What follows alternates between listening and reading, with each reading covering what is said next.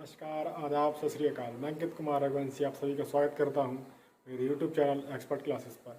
और आज हम बात करने वाले फिजिक्स के बहुत ही शानदार टॉपिक नाभिकीय रिएक्टर के बारे में। तो पहले टॉपिक जान लेते क्या है नाभिकीय रिएक्टर। नाभिकीय रिएक्टर, इससे बहुत बार आपके वार्षिक एग्जाम में क्वेश्चन आते हैं, तो इसके बारे में आज हम डिटेल से चर्चा करेंगे। जानते हैं नाभिकीय रिएक्टर होता क्या है। नाभिकीय रिएक्टर वह युक्ति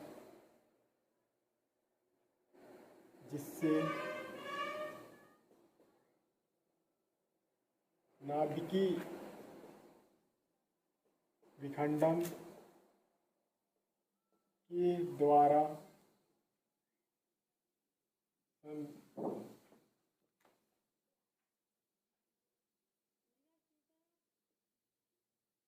संरचनात्मक कार्यों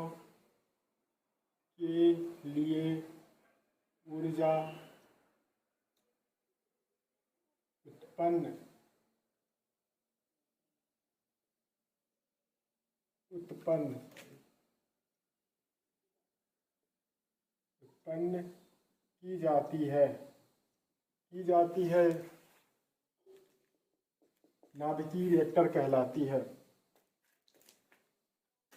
वह युक्ति जिससे नाभिकीय विखंडन के द्वारा संरचनात्मक कार्यों के लिए ऊर्जा उत्पन्न की जाती है नाभिकीय रिएक्टर कहलाती है। संरचनात्मक कार्य मतलब बेटा विकास के लिए, है ना, विकास के लिए। क्योंकि आप जानते हो कि नाभिकीय विखंडन परमाणु बम में भी होता है, वो विनाशकारी है ना। तो हम क्या बोल रहे हैं, संरचनात्मक कार्य मतलब इससे क्या की जाती है, विद्युत ऊर्जा उत्पन्न की जाती है। क्या की जाती है बेटा, विद्युत ऊर्जा उत्पन्न। क्या की जाती है, विद्युत ऊर्जा उत्पन्न। ठीक है, तो आइए हम इसके आगे थोड़ा सा और ज़्यादा डीप में जाते हैं। ठीक है बेटा, इसके बाद फिर आपको ये लिखने के बाद यहाँ पे सिद्धांत लिखना पड़ेगा आपको। सिद्धांत में आप क्या लिखेंगे, सर हम सिद्धांत में लिखोगे जब कोई भारी नाभिक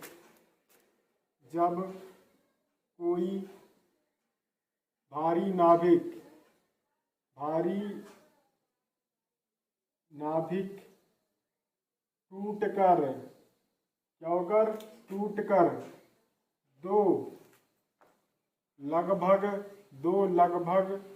दो लगभग समान हल्के नाभिक बनाता है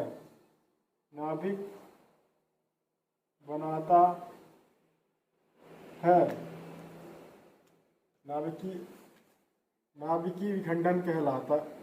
यह जब कोई भारी नाभिक टूट कर दो समान हल्के नाभिक बनाता है। इस घटना को नाभिकीय विखंडन कहते हैं।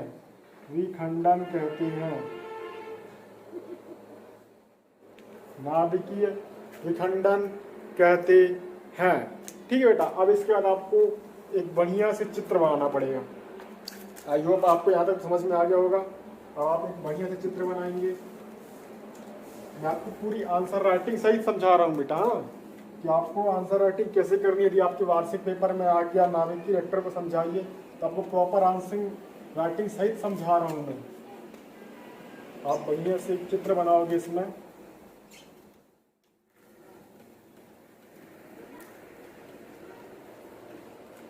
ठीक है बेटा, ये बनाओगे आप चित्र ऐसा।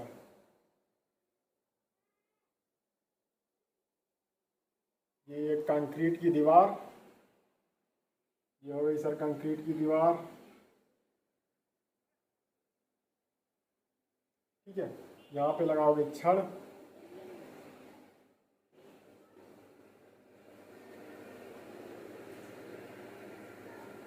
यहाँ पे लगाओगे एक और छड़, यहाँ पे भी एक और छड़ दोनों के बीच में। यहाँ से जाएगी पाइपलाइन,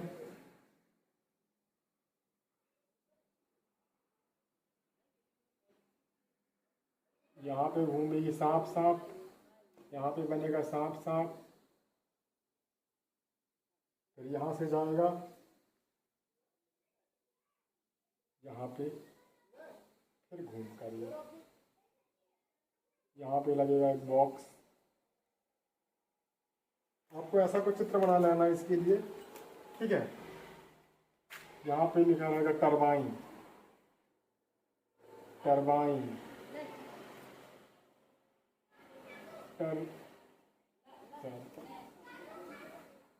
टरबाइन, टरबाइन, ठीक है बेटा। आपको टरबाइन से ही विद्युत उत्पन्न की जाती है, आपको ये पता होगा, है ना। यदि नहीं पता तो आप कमेंट कीजिए, हम उसके ऊपर भी एक वीडियो लेकर के जाएंगे, है ना। ये हो जाएगा आपका क्या, टरबाइन। यहाँ ये क्या हो जाएगा आपका, शीतला, शीतला है बेटा, ये सॉरी, ये हो जाएगा तुम्हारा शीतलाक, शीतलाक, ठीक है बेटा। ये शीतलाक, शीतलाक। ये क्या हो जाएंगे तुम्हारे, ईंधन, ईंधन, ईंधन, ईंधन, ठीक है। यहाँ पे क्या हो जाएगा, नियंत्रक क्षण है, नियंत्रक, नियंत्रक क्षण है, ठीक है बेटा, नियंत्रक क्षण है। कितना कुछ चित्र बनाना पड़ेगा। यदि आप इसके लिए क्या क्या करते हैं, जब ये क्या है, ईंधन, ईंधन मतलब यूरेनियम, है ना। यूरेनियम भारी नाभिक होता है। नाभिकीय विखंडन में क्या होता है, जब यूरेनियम दो हल्के नाभिक में, ठीक है, जब यूरेनियम दो हल्के नाभिक में टूट जाता है तो उससे ऊर्जा निकलती है। उसी ऊर्जा को हम किस रूप में उपयोग करते हैं, विद्युत ऊर्जा के रूप में करते हैं, ठीक है।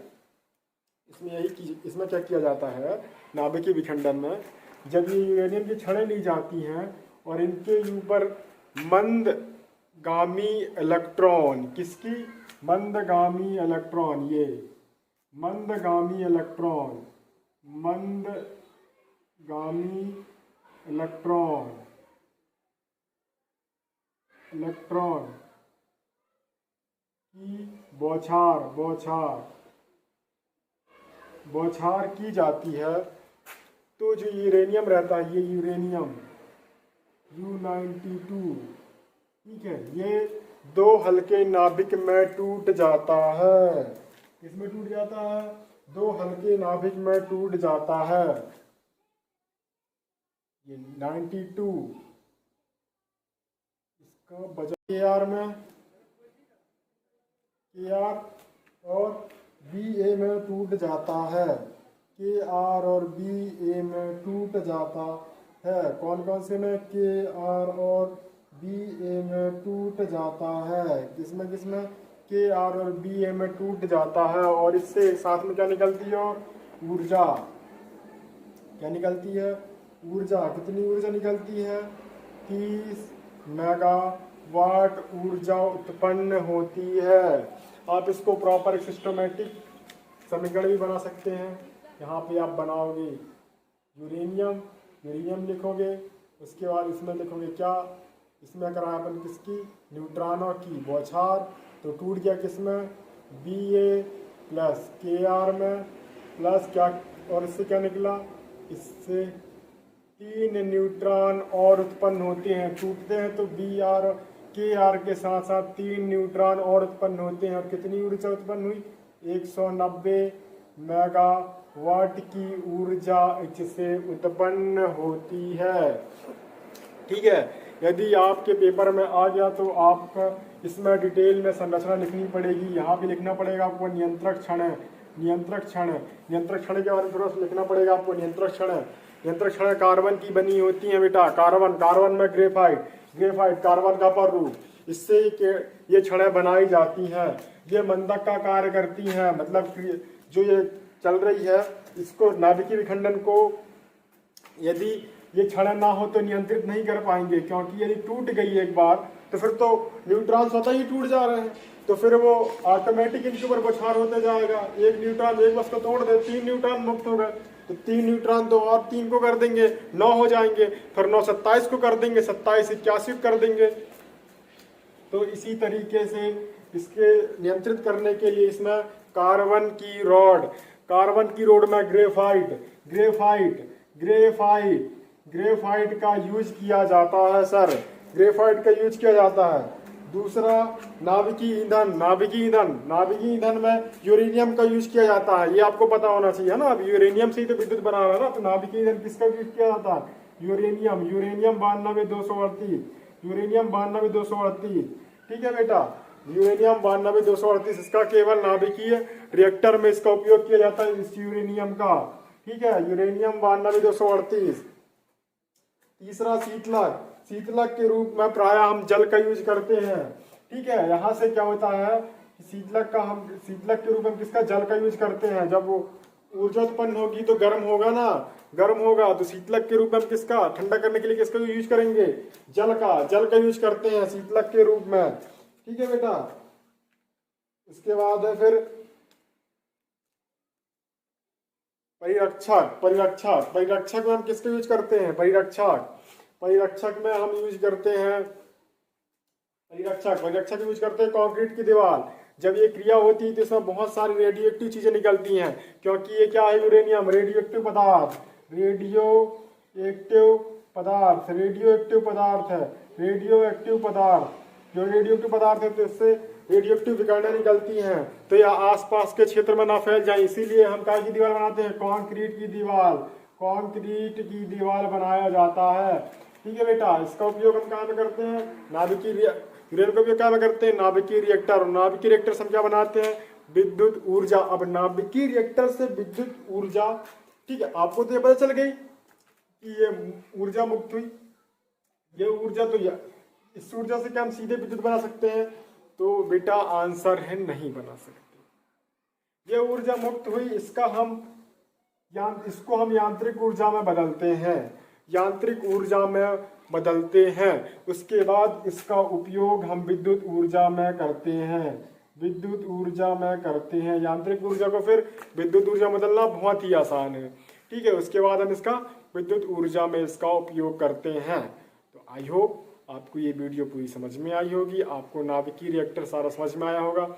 यदि आपको जानना है कि इस ऊष्मीय ऊर्जा या तापीय ऊर्जा को यांत्रिक ऊर्जा में कैसे बदला जाता है और यांत्रिक ऊर्जा को विद्युत ऊर्जा में कैसा बदला जाता है, तो आप प्लीज़ कमेंट कीजिए, हम उसके ऊपर प्रॉपर डिटेल वीडियो लेकर के आ जाएंगे।